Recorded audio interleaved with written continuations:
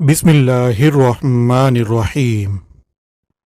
शुरू करता हूँ अल्लाह के बाबरकत नाम से जो दिलों के राज खूब जानता है। सभी नाजरीन को अस्सलामु अलैकुम। वीडियो को शुरू करने से पहले आइए मिलकर हज़रत मोहम्मद सल्लल्लाहु अलैहि वसल्लम पर दरूद पाक का नजराना भेजते हैं कि अल्लाह ताला ने कुरान मजीद में भी फरमाया है कि बेशक अल्लाह और इसके फरिश्ते नबी पर दरूद भेजते हैं, तो ए ईमान वालो तुम भी दरूद और सलाम भेजो। अल्लाहुम्मा सल्ली अला सय्यिदिना व मौलाना मुहम्मदिन व अला आलि सय्यिदिना व मौलाना मुहम्मदिन व बारिक वसल्लिम। नाजरीन, जब भी हम जिक्र करते हैं इस कायनात का तो हमारे दिमाग में बहुत से सवालात घूमने लगते हैं, जैसे हमारी ये कायनात आखिर बनी कैसे होगी और ऐसा क्या है जो इस कायनात ने आज भी अपने अंदर छुपा के रखा होगा। नाजरीन, वैसे तो इस कायनात ने अपने अंदर बहुत ही हैरत अंगेज़ राज दफन कर रखे हैं, लेकिन जो सबसे ज़्यादा हैरत अंगेज़ हमने देखा है वो है ब्लैक होल। एक ऐसी अंधेरी जगह जहां से कोई वापसी नहीं है।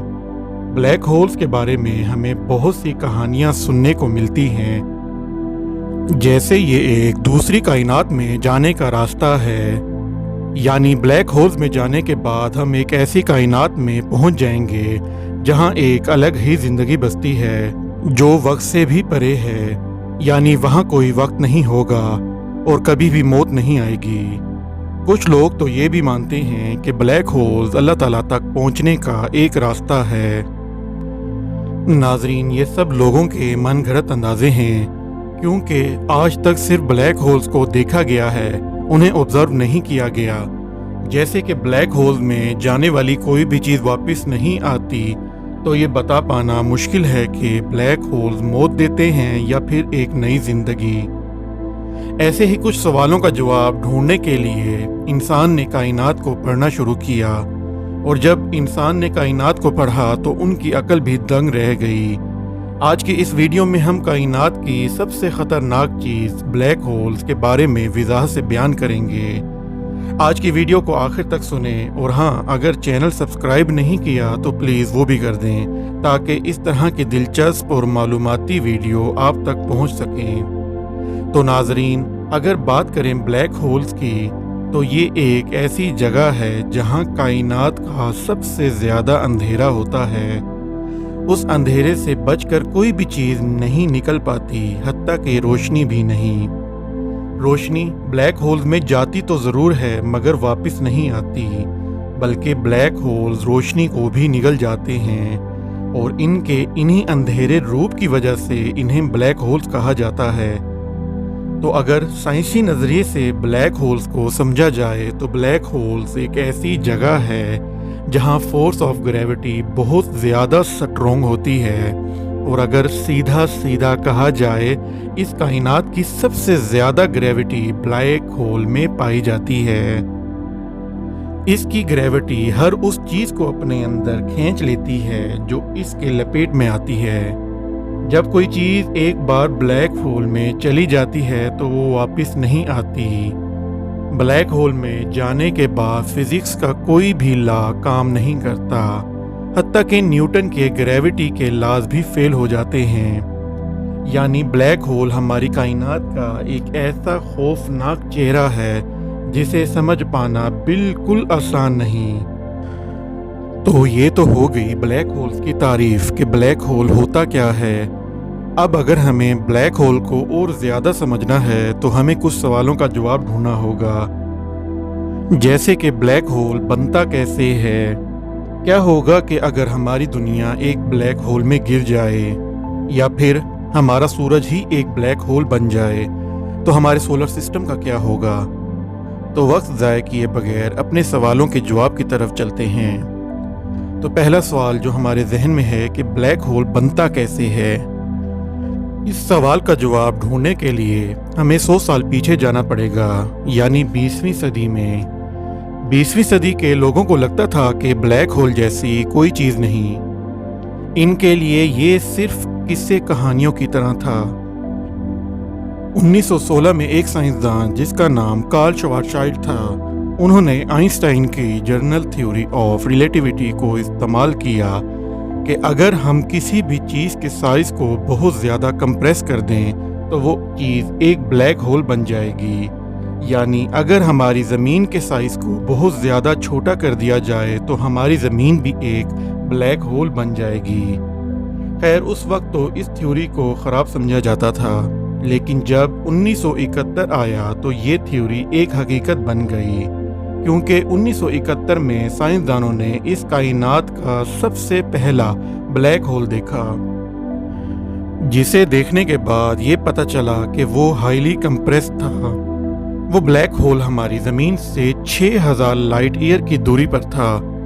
अगर आपको लाइट ईयर का नहीं पता तो मैं आपको बताता चलूं कि एक लाइट ईयर का मतलब है जहां लाइट को पहुंचने में 1 साल लग जाए। तो दूसरा सवाल जो हमारे जहन में आता है कि ब्लैक होल कितनी किस्म के होते हैं। नाजरीन, 1971 से अब तक साइंसदान बहुत से ब्लैक होल को देख चुके हैं, जिनमें इनको अब तक 4 किस्म के ब्लैक होल नज़र आए हैं। Number 1 miniature black hole, number 2 stellar black hole, number 3 intermediate black hole और नंबर 4 सुपरमैसिव ब्लैक होल्स। तो बात करते हैं सबसे पहले मिनीएचर ब्लैक होल्स की। मिनीएचर ब्लैक होल बहुत ही ज़्यादा छोटा होता है। एक एस्टीमेट के मुताबिक ये एक आइटम के साइज का होता है। वो इतना पावरफुल कि एक पहाड़ को आसानी से निगल सकता है। इसके बाद आते हैं स्टेलर ब्लैक होल्स के बारे में। स्टेलर ब्लैक होल्स जिनका साइज सूरज के साइज से 10 से 15 गुना बड़ा होता है या फिर 20 गुना तक भी बड़ा हो सकता है। ये ब्लैक होल सुपरनोवा के बाद बनते हैं, और सुपरनोवा तब होता है जब एक बहुत ही बड़ा सितार मरता है। ये सितार हमारे सूरज से कम 25 गुना से भी ज़्यादा बड़ा हो सकता है, और जब ये मरता है तो ये फट जाता है, और इसके फटने से इतनी ज़्यादा रोशनी फैलती है कि जो सूरज की रोशनी से भी अरबों खरबों गुना ज़्यादा होती है। इसके अंदर से इतनी ज़्यादा एनर्जी निकलती है कि रोशनी एक गैलेक्सी में कई हफ्तों तक रहती है। इसके बाद बात करते हैं इंटरमीडिएट ब्लैक होल की। ये ब्लैक होल तब बनते हैं जब स्टेलर ब्लैक होल एक दूसरे से मिलकर एक बहुत बड़ा ब्लैक होल बना देते हैं, और जो सबसे ज़्यादा ख़तरनाक और बड़ा ब्लैक होल है वो है सुपरमैसिव ब्लैक होल। ये ब्लैक होल इतना ज़्यादा बड़ा होता है कि इसका साइज़ हमारे सूरज से अरबों खरबों गुना ज़्यादा होता है। ये ब्लैक होल हर गैलेक्सी के बिल्कुल सेंटर में मौजूद होता है, और ऐसा एक ब्लैक होल हमारी मिल्की वे गैलेक्सी के बिल्कुल सेंटर में भी मौजूद है, जिसका नाम सैजिटेरियस ए स्टार है। और इस स्टार का साइज हमारे सूरज से 40 लाख गुना ज़्यादा बड़ा है, और ये ब्लैक होल तब बनते हैं जब गैलेक्सीज बनी थी। इसके बाद जो क्वेश्चन हमारे जहन में आता है कि क्या होगा अगर ब्लैक होल में आप गिर जाओ।